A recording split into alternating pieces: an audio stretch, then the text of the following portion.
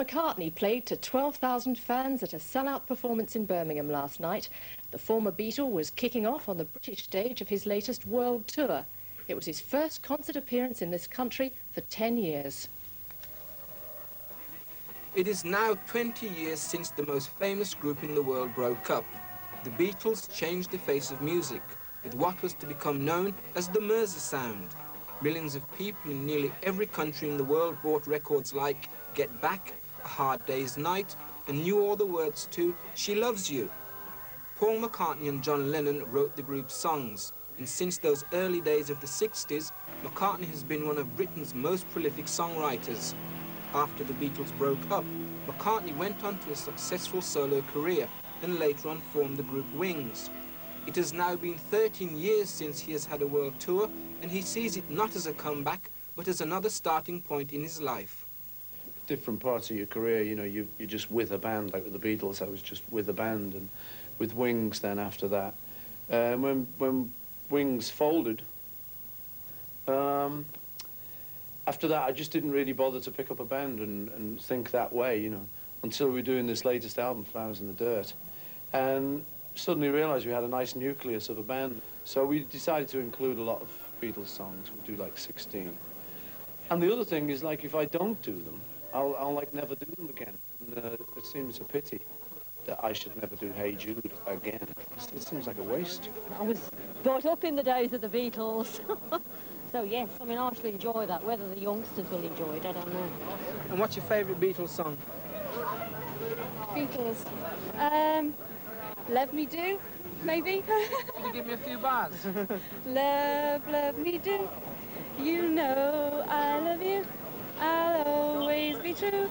So please, love me do. I think he's developed his own sort of character now. He's, from the Beatles, he's evolved on into becoming true Paul McCartney.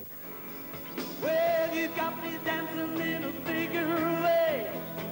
Don't know if I'm coming or going, I'm early or late. Round, round, ring I go. Gotta know, I gotta know. Last night at the NEC, 12,000 fans watched as a man who influenced a generation went through a back catalogue of hits, old and new. McCartney as a songwriter has always acknowledged that one of his main influences has been black music.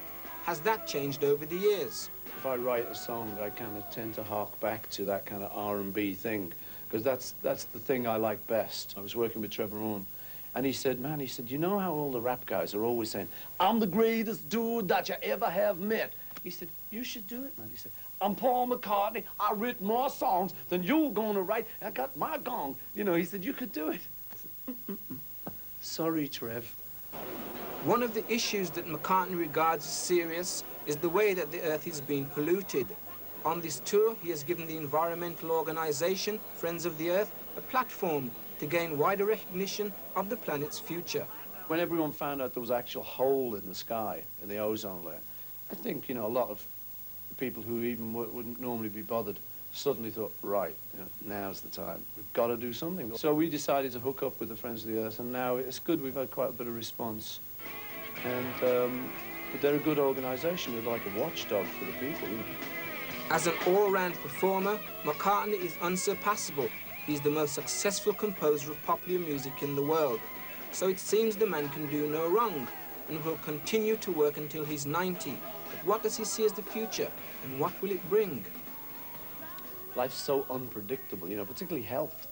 You know, you always see people, it doesn't matter how much money you got, health is the one, you know. And that's it. So it'd be like health and happiness for me and my family.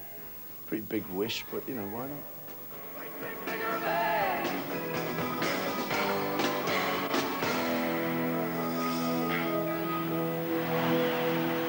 And may he continue.